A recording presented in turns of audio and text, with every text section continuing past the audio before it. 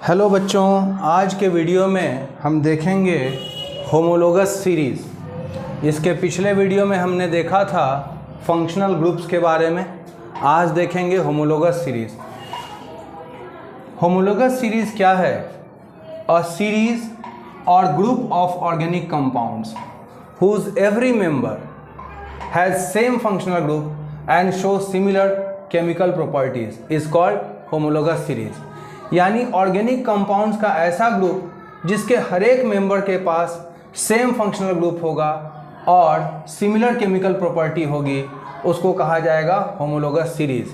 और homologous series की क्या कैरेक्टरिस्टिक्स है? All members of a homologous series can be represented by a general formula.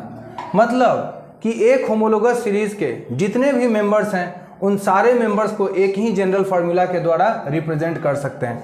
जैसे जितने भी ऑर्गेनिक कंपाउंड के ग्रुप हैं वो सारे क्या बनाते हैं? Homologous series. जैसे क्या है? एल्केन। तो एल्केन का जनरल फार्मूला क्या है? CnH2n+2, जहां n की शुरुआत 1 से होगी। अल्काइल ग्रुप, एल्केन में से यदि हम क्या कर दें, एक हाइड्रोजन को हटा दें तो बन जाएगा अल्काइल ग्रुप। और यह अल्काइल ग्रुप, इसका जनरल फार्मूला क्या होगा? CnH2n+1, n की शुरुआत 1 से होगी। एल्कीन और साइक्लो एल्केन दोनों का जनरल फार्मूला एक ही होगा, CnH2n, n की शुरुआत 2 से होगी। एल्कीन के केस में n की शुरुआत कहाँ से होगी? 2 से होगी। लेकिन जो साइक्लो एल्केन है उसकी शुरुआत कहाँ से होगी?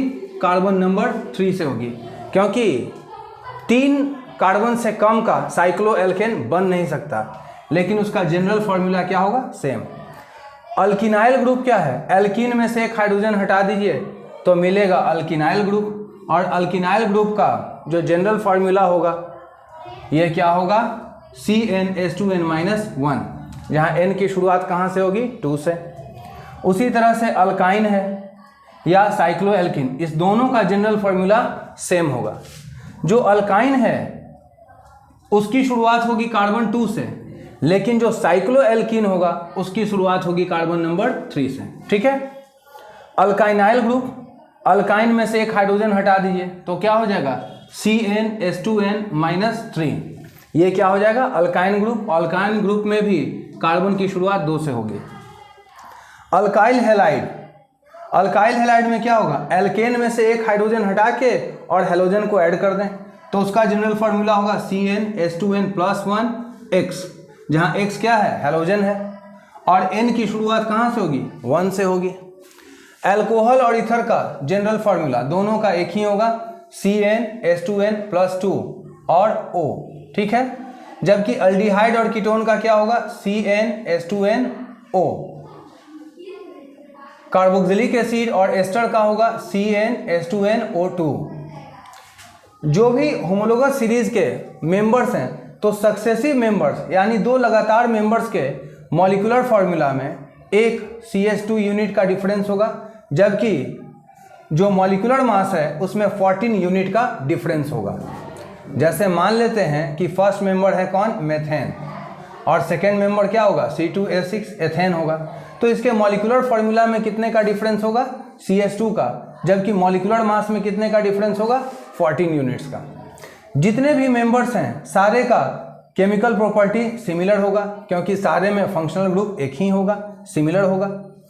Successive members show gradation in physical property, यानी कि जैसे जैसे सक्सेसिव मेंबर्स में नंबर ऑफ कार्बन एटम बढ़ेगा वैसे वैसे फिजिकल जो प्रॉपर्टीज है उसमें कुछ चेंजेस आएंगे।